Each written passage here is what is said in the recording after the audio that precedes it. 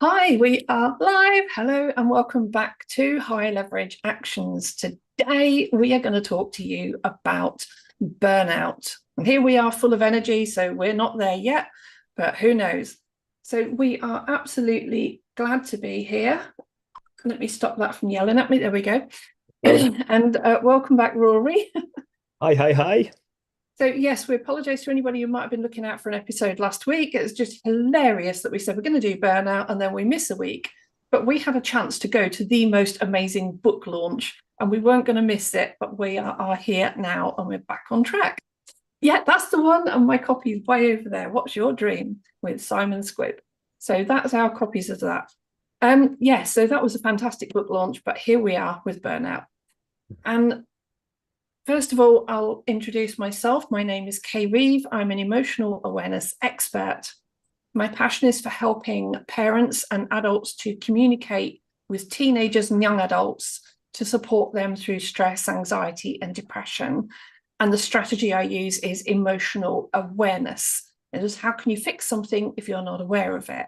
And even though they're not always aware of their emotions, how as adults can we support them through that when they're visual learners?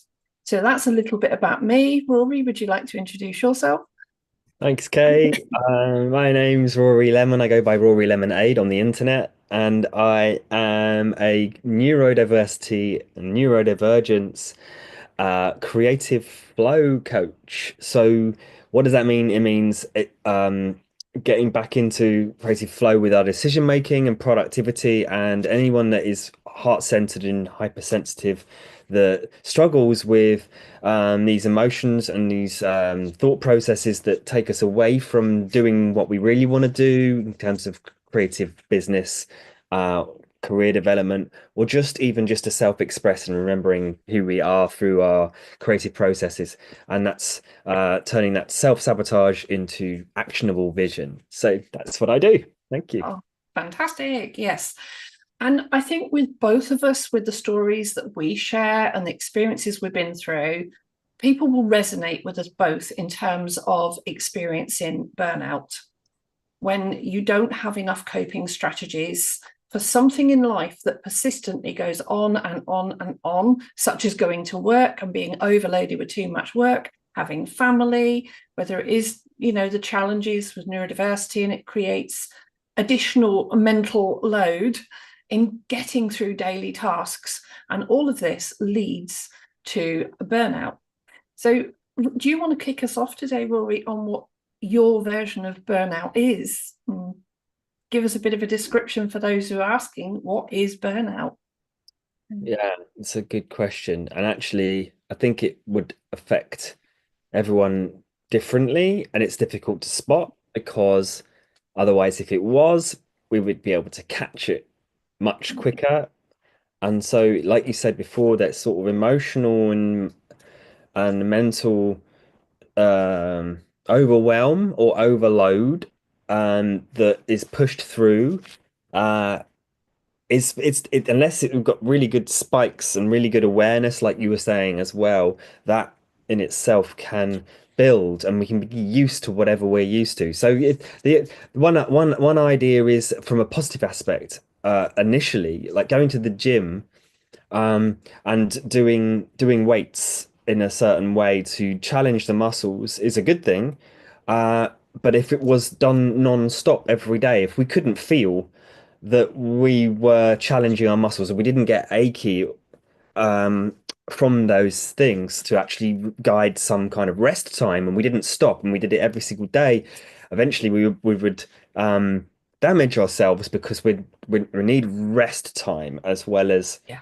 as well as and rest and active recovery time within these processes. So there's a sense of what happens physically. This happens mentally and emotionally too when we think we should be doing this or carry on doing something, and actually it's a case of when is that decompressing time to relax and unwind, but um, not necessarily unwinding and relaxing whilst also zoning out and allowing what could be perceived as relaxation time, but it actually feels more not actually dealing with or doing healthier actions. So we can like pleasure seek and we can do things that actually cause more stress on the body without realizing, and that whole build up. So yeah, it's burning out is this typical sense of um mental and emotional fatigue, as it were. So Yeah. um I think we can add a bit of physical in there as well when you apply yeah, that as well, and then yeah. Well, how that health, manifests, general well-being. Yeah. how we feel. Yes, we can gauge Mm, how we feel as well, but some people don't necessarily mm, feel as much as others as well too. yeah. No, awesome. That's great description. And yeah, that rest is absolutely key. And I think a way I would like to describe it to people is imagine you charging your mobile phone every day. And every day, oh, I can actually see me on there. That was a bit weird. Um, every day you charge this up overnight to 100%. And during the day, it comes down. And then you put it back on charge, goes to 100.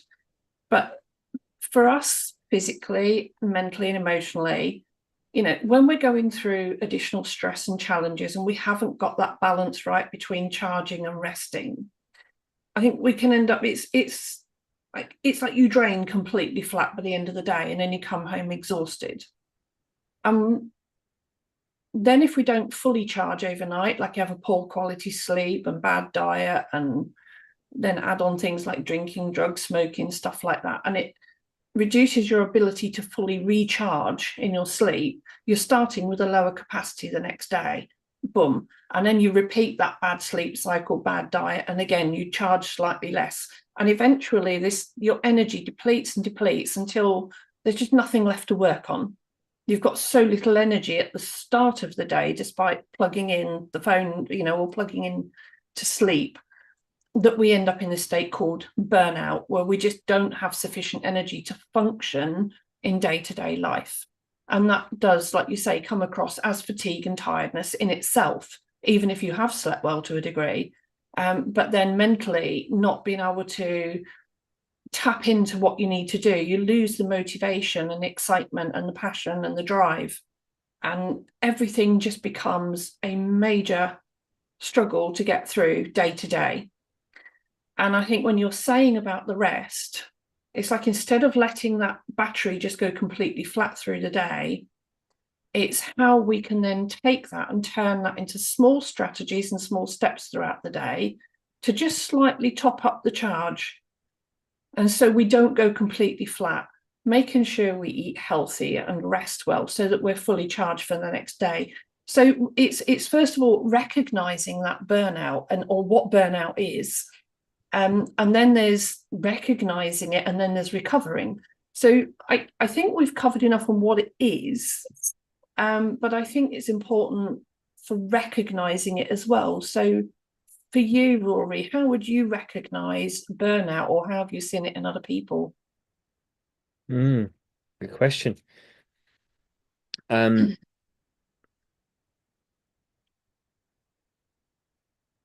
You can there's rephrase the question if you need as no, well.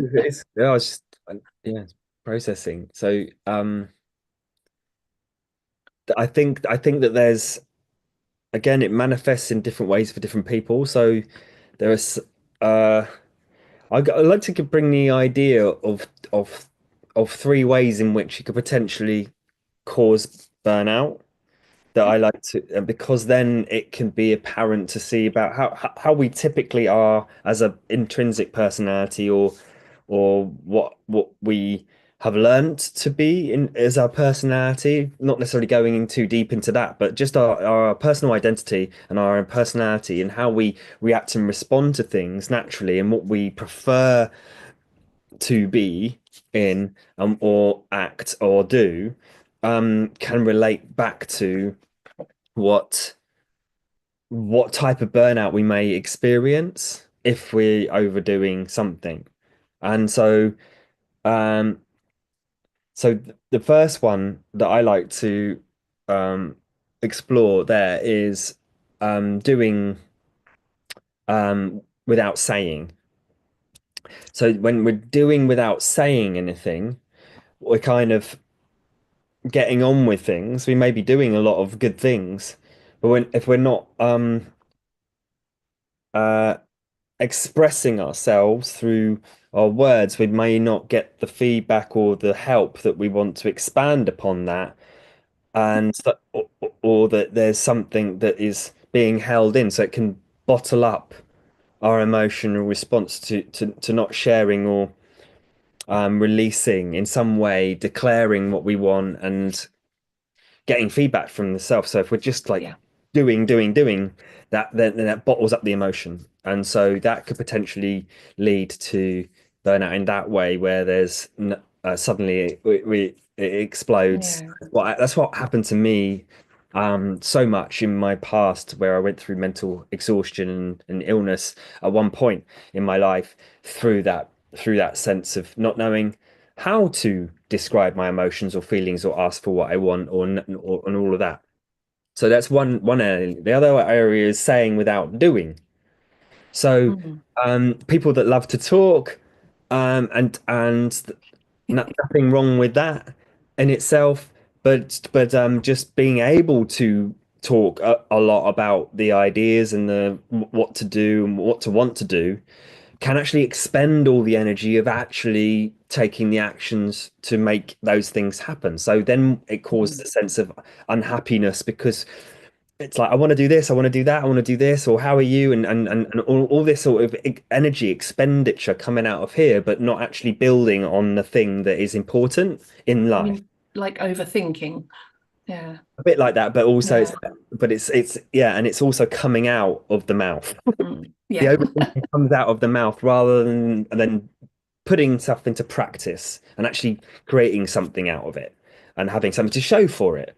Um, and the final piece around this is the doing without resting, like we just said before. So there may be a sort of sense of that we're getting on with things, but don't know or aren't sensitive enough to know that when we get to switch off and have a routine to actually rest.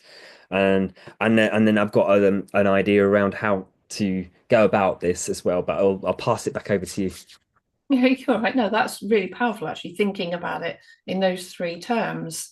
And as you say that, I've probably not so much the first one, but the other two. Well, actually, saying that, there are times when you're going through struggles in life, and if you don't get support and you don't get that interaction, and you don't tap into interdependence with other people, trying to do something on your own repetitively and not succeeding, like you say, yes, that can cause burnout.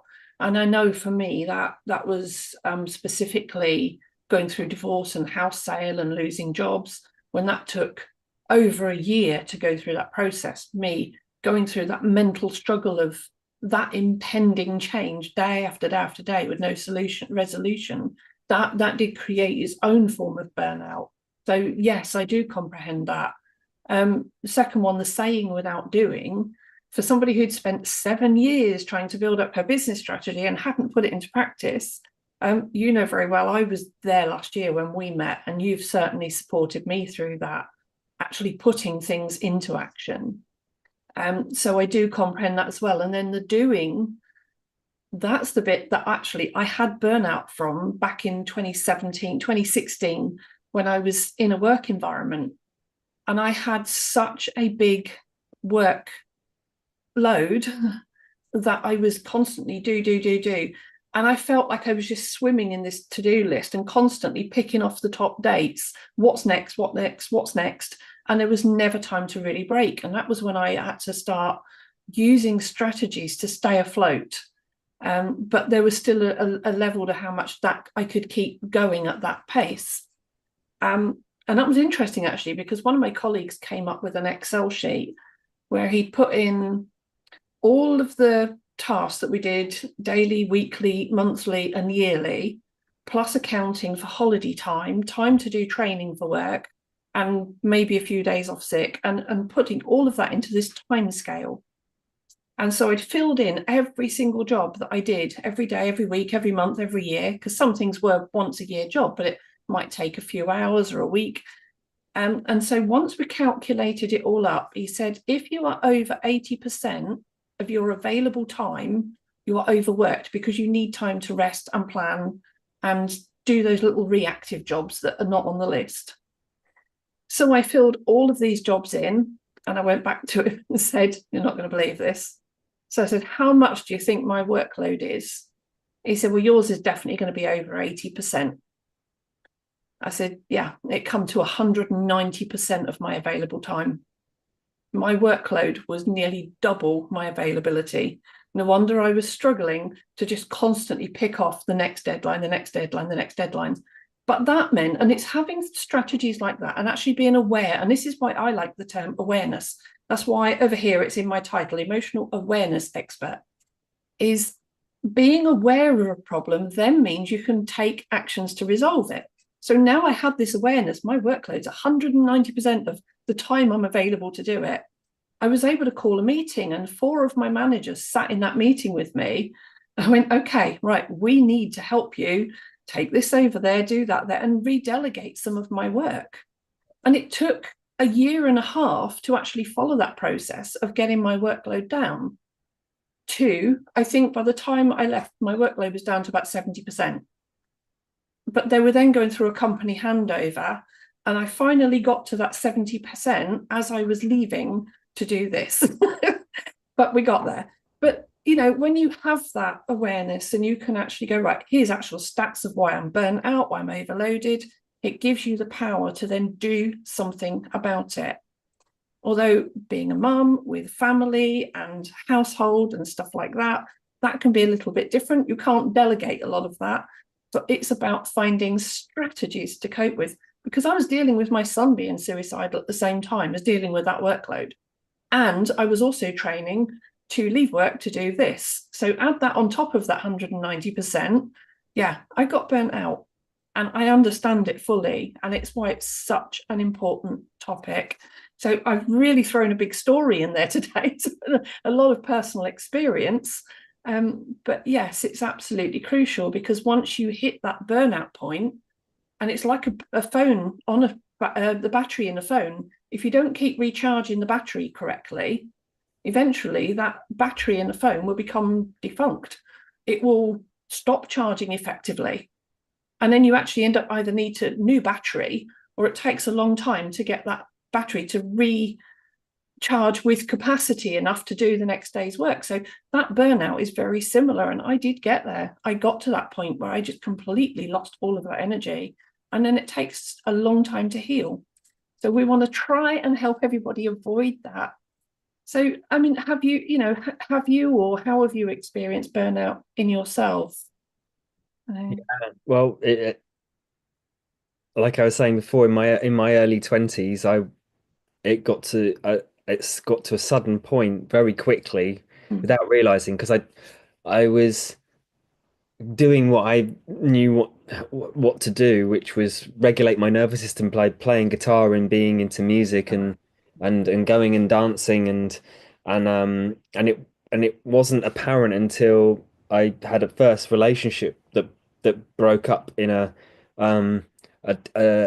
very challenging way, uh, whereby because I'm a supportive character, I had not experienced anything like this before, where I care about people so much that I would automatically um, not judge, and not judge, but automatically forgive, which is essential, I believe, in these times. It is an amazing practice, and I stand by it, that not judging outside of ourselves, and forgiving in the moment consistently is not there to make it okay for particular things, like potential bad things happening, to say that that's okay. But I'm saying that the forgiveness process is there for the to not be attached to it, so that it looks after the self. Mm. So that's my point being. But yeah, coming back to the sense of, I forgave immediately, but what had happened, what was happening back then, I didn't know how to say. I didn't know how to say about what I was feeling. So I was having ripple effects of feeling upset, shame, guilt, thought I'd broken myself. But I had the shame of not knowing how to say that that was happening. And so it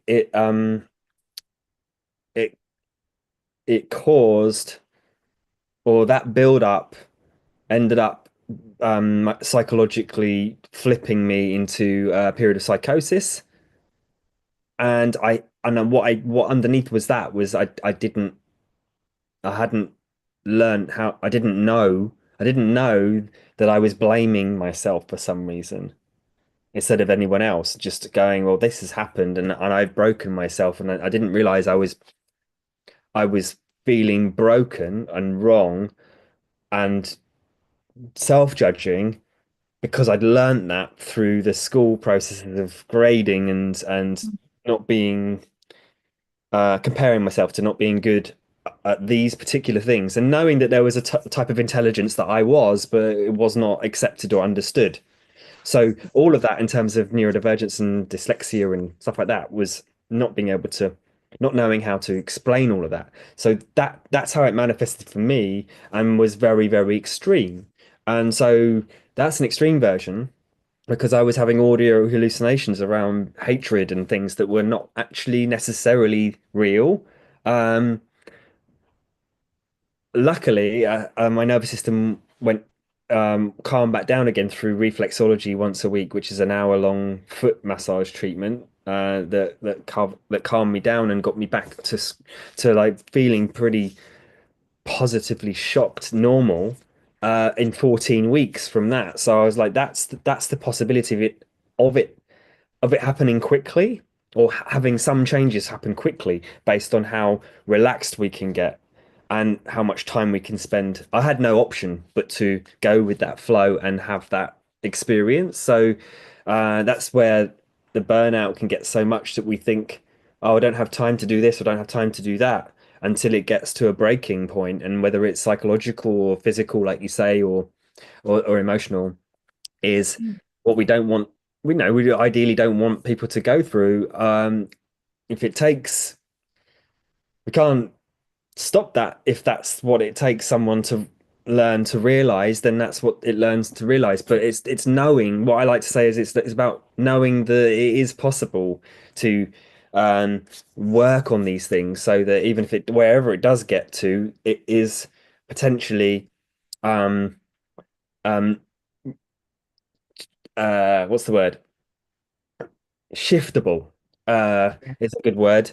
Not necessarily can promise particular things happening with health conditions, but there's an argument to say that a lot of health conditions that are immune system based or can be because of the amount of overloaded nervous system stress and body stresses from unhealthy habits. So it's things to look into. Where it manifested for me was this bottled up emotion and not being able to share what I was going through. Um, so, but I've also had burnout through physical burnout, where working with massage and physical overdoing it, just kept going, thinking I couldn't stop uh, and rest because I had to earn money, and to the point where I couldn't even use one hand for a month. So I was like massaging just with the other hand. I couldn't even grip and twist this one. Uh, However, luckily again, I knew that I was like, what else is possible to change here, and had some osteopathy with it, and it recovered in 3 months. I had pain for 3 months, and then I was back to being able to use it again. And so, but if I hadn't have known that, I could have that pain could have stayed there. The problem could have then glued around it, and then I could have had a chronic pain thing going on for the rest of the time. So again, it's all interesting. What's manifesting doesn't necessarily mean that it's helpful or not helpful, but it is accumulation of a repeated pattern, and that's where Yeah. I want to come back to the ideas around what can work and what to focus on going forwards. Yeah, that's amazing. And I that there's so much there. And like you say, in recognizing this is really powerful for moving forward, actually, in what we can do to change to overcome burnout. And I think for a lot of people, it's very difficult sometimes to tell the difference between depression and burnout. And there is a slight difference between that depression that comes with burnout versus depression that's more of a clinical level, where you've got the hormonal deficiencies. and you're not producing sufficient dopamine and stuff like that. And this is where your body's got the ability to produce them, but you're just using them excessively and not allowing, not having that time to rest, recover, do enjoyable activities and create a balance in life. But that healing process, and I like when you were saying about having the reflexology, yes, thank you. When you're having the reflexology, taking to that point of relaxation is quite a powerful way to do it, and like recharging the batteries, as we're saying. So it was like like an extra force on the recharge. So it's really powerful to have had that opportunity, and you're very, very lucky to have done that, and it's amazing that's worked for you. I know not everybody would have sufficient funds to do that many weeks in a row. And I know sometimes there are more accessible versions of it through GPs these days, more financially accessible. But I certainly didn't have the funds to do that for my son when he was going through very similar to yourself. So for us, we had to find other ways. And for me personally, I found a great way to try and prevent me hitting that burnout on a more depression and clinical level for a long time, say having to work through that workload for a year and a half alongside managing a child or teenager with suicidal depression and trying to hold the rest of the family together and help other people in the family was a lot. And so I found mindfulness was really, really powerful. And it was like, instead of flattening the battery out for the day, it was like every hour plugging my phone in for 5 minutes to just top it up a bit. And for me, it was little things like standing at the coffee machine while my coffee cup was filling up, just watching it, smelling the aroma of the coffee, seeing the steam come up, just listening to the sounds it made. And if it was that simple as just recentering my thoughts away from everything else to just focus on my coffee pouring, that was a moment of mindfulness. And it might also have been, so I've got the smell and the sight and the sounds, and it's about tapping into those senses and bringing them away from all of that other workload or whatever's going on. Another time it might have been looking out the window and watching what was going on in the fields. And I know not everybody's got fields outside their office, but I was very fortunate where I worked, had the most amazing scenery. So it was taking that in and watching all the kites fly, the red kites flying around and stuff, and the hares fighting in the field. I worked in an office, corporate office in the middle of the countryside, and it was beautiful. And another time it might have been walking to the printer. It would take me about 20 seconds to get from my desk to the printer. And I could physically focus on my posture and my walk and be mindful about my walking while I was on my way, whether I was going to the printer, going to reception, whatever I was doing. Because being facilities coordinator, I was always walking around the building doing something. So I used to use those times of walking rather than being, right, I'm here, I've got to get there, and being driven. It was like, well, I'm walking anyway, make that time for me, right? Nobody was going to tell me, oh, you're having time off work because you're walking to a job.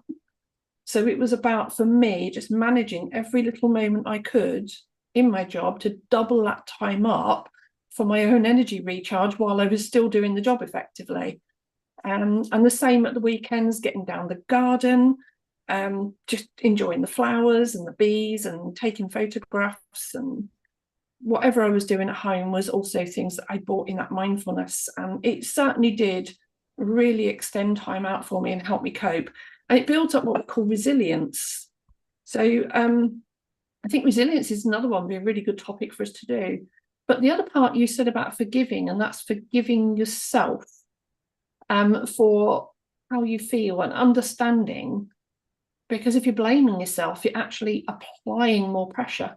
Oh, it's all my fault I'm going through this. It's, if only I was a better person, then all this wouldn't be happening to me. And when we apply that extra pressure on ourselves, that adds to the emotional burnout as well as the workload, the physical. And again, not eating properly is another one, isn't it? So if you're not giving yourself the right nourishment, you're not going to heal with the physical energy the same either. So if you're literally eating burger and chips every day, or pizza and, all the junk foods, your body is not getting the correct nourishment to regenerate all the cells to keep you physically active. So there's so many aspects to this. So I think resilience and forgiving are two topics we could really bring on for more podcast episodes as well. We keep adding more. We've got a whole list to go through, and we just keep adding more. I like this. Yeah. Yeah, look, resilience is a great topic to move Yeah. into after this one, definitely. Um, Yes. Mm. what I get from it before we, well, I feel like there's a couple of things there to just to reiterate. Um, what you said about mindfulness is so important because, like you say, what your experience of it was really helped you.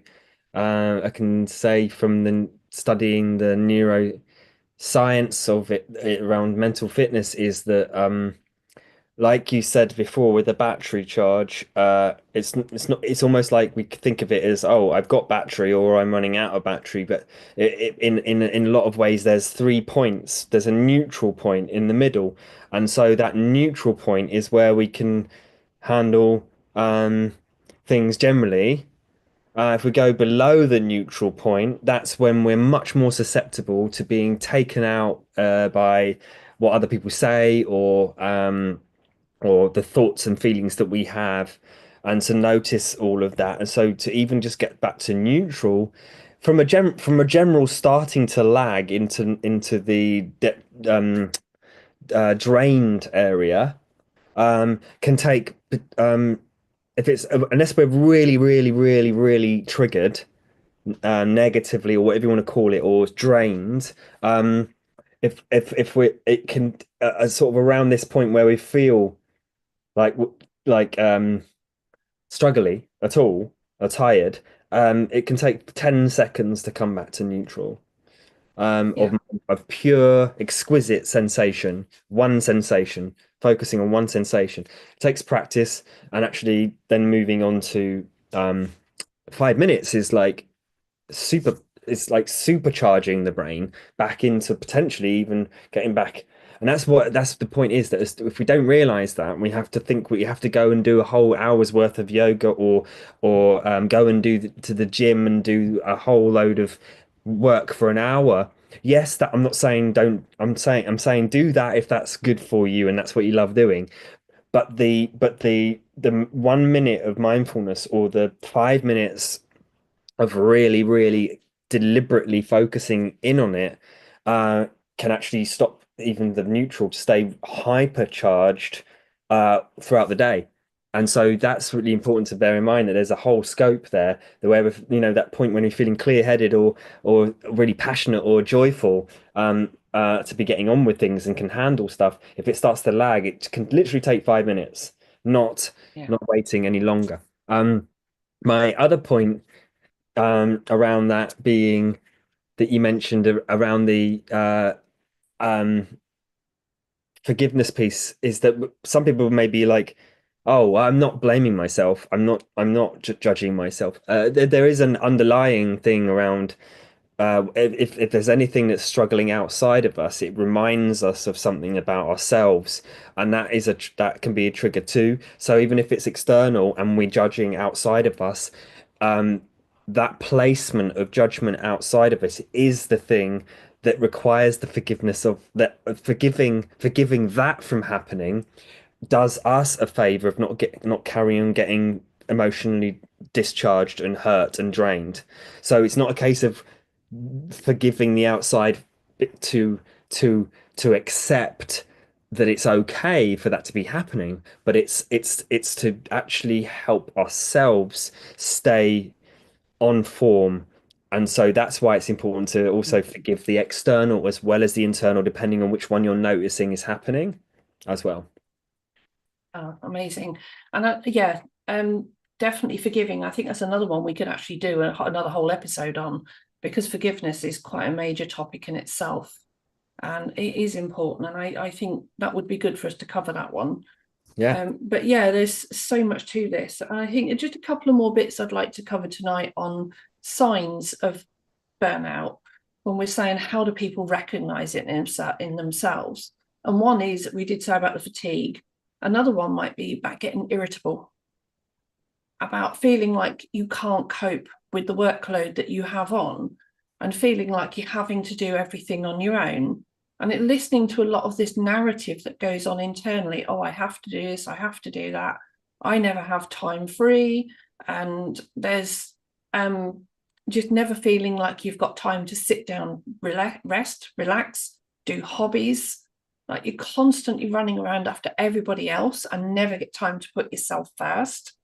And in particular, if you find yourself snapping at other people or crying a lot, feeling very tearful, or starting to feel like the world is closing around you and it's like this wall builds up where you've got such a workload on that the world is out there and you're in here in your own little whirlwind. And I think all of those are sort of kind of signs and feelings and stress in relationships with people at work, like colleagues, managers, whether it's with partners, children, other extended family, not spending enough time with friends. These are all things that can be signs and more, like I said, and then constantly perhaps feeling irritated in the stomach, anxiety. Then we've got things that IBS can kick in as well. So if you start getting things like that, heart palpitations, and it's like the list goes on and on. And they're all signs that burnout is creeping in on you or could be creeping in on you. There might be signs of other health issues as well, but for me, they were all things that gradually crept up on me until, like you say, one day you're like, oh my God, I'm actually in burnout. And how do I cope with that? But there are so many ways to then, once you're aware of it, start to reverse those effects. And that's what we want to help people realize is recognize you're in burnout is not about letting yourself crash or give up. And that's another one. People say, oh my God, if I stop, I'd never get going again. That's a sign that you are kind of surfing that burnout and not quite succumbing to it, but not quite recovering from it either. You know, those people who say, I'm always busy, I never stop. So is there anything else you can add to that list that you think I've missed out there, Rory? That was No, quite a list. I think that yeah, that covers it. Only that or if it gets to a certain extreme, it could also be the just end up staying in bed all day, Mm, uh, or potentially as soon as you rest, or go on holiday, you get you get a flu or a cold, or because mm, there's a stress response that's flushing the nervous system, and as soon as we start to rest, then the things come up for us. So yeah, that's the sign that again it's a spectrum, but that if that's happening regularly, then there's a sign of then it's actually the mental and the emotional that could be worked on quite relatively simply. It's so simple, but we don't recognize it because we're so focused on what we should be doing or could be doing as well. So um yeah, I think good points. yeah, Mm, mm, it's yeah, I think just for me wrapping it up right now, because the longer it is, the yeah, least the less some people may watch this, but um um coming back to your point about that point when you thought, oh, I couldn't possibly afford this thing to help me. I think that it's worthwhile saying at this point that it is in that is obviously a real thing that comes up for people. Not denying that we have budgets for things, or don't feel like we can afford certain things. Remember, typical prices are typical prices, but we can source and create whatever we want in our lives. And there's always anomalies. There's always ways around things. It's getting stressed and thinking about can't afford it rather than I can't, or I don't have the funds to um pay for a typical dot dot dot. But what if I was to sit down and get my priorities exactly right? Oh, if I'm not spending this, then I could save money on here and do this, and work on work on whatever works. But if we're in relaxation and possibility, we really can find and sort people. Some people will be learning skills and want to test them out for free. So it's that every possibility is available out there, and so it's getting past that mindset of I can't afford this or I can't afford that. That's also again a sign of potential wealth burnout, let's call it, as well. yeah, To yeah, to remember that it. help is out there. It's getting clear on what it might be, and to collect understandings about what could work, and then finding someone that may be willing to help. And that's again within your budget, Yeah. within the reasons too. Yeah, no, it's amazing. And when we think about it, bringing you back to that point of relaxation, there are also lots of ways to create that relaxation at home by, even if it's 10, 15 minutes or half an hour in the bath with essential oils and candles and, all the nice things. And it is about giving your sense of self of reward, I think, and time to just be you and not be what everybody else wants. Just bringing yourself back to being you for a bit every day, and a little bit extra once a week, for that time out. Even going for a walk sometimes is all it takes to just recharge a little. But yeah, that's been absolutely powerful again today. So if anybody gets anything out of this and it's helped you, and then please let us know. If there's anything else you want to know, let us know. Rory and I can both help with this, although we've both experienced it. We've both got strategies in different ways, whether it is neurodiversity, burnout, or whether you are parenting, then come and see me. Because it's a different level again when you're trying to keep a family afloat and they are relentless, but you've still got to try and create that time for yourself and to try and create peace for your family at the same time. So you've got a dual aspect of it going on. I've been there, I've done that. There are ways to create that. I help my children do it with my grandchildren now. And that's about creating an energy and inviting them in as well. So there are ways around it, but can reach out to me or Rory if you want help with burnout and understanding those emotions that come in and give you those signs, etc., etc. But for today, we're going to leave you on that and say go and enjoy some time out, avoid burnout, and we will see you again next week for, it looks at the moment like we're either going to do resilience or forgiving. Which one should we do next? I think resilience will move on very, very well for this one. Okay, and then we'll put forgiving after that. We keep adding these topics in. We're going to be going to the end of the year at least. But thank you to everybody. Don't forget to like, subscribe, share, leave us a comment, and we'll see you again next week. Nice one. Awesome. And yeah, remember, you can also time in for yourself, not just time out for yourself. Ooh, time in. Oh, that's a good one. I like that, Rory. We're definitely leaving on that one. Bye.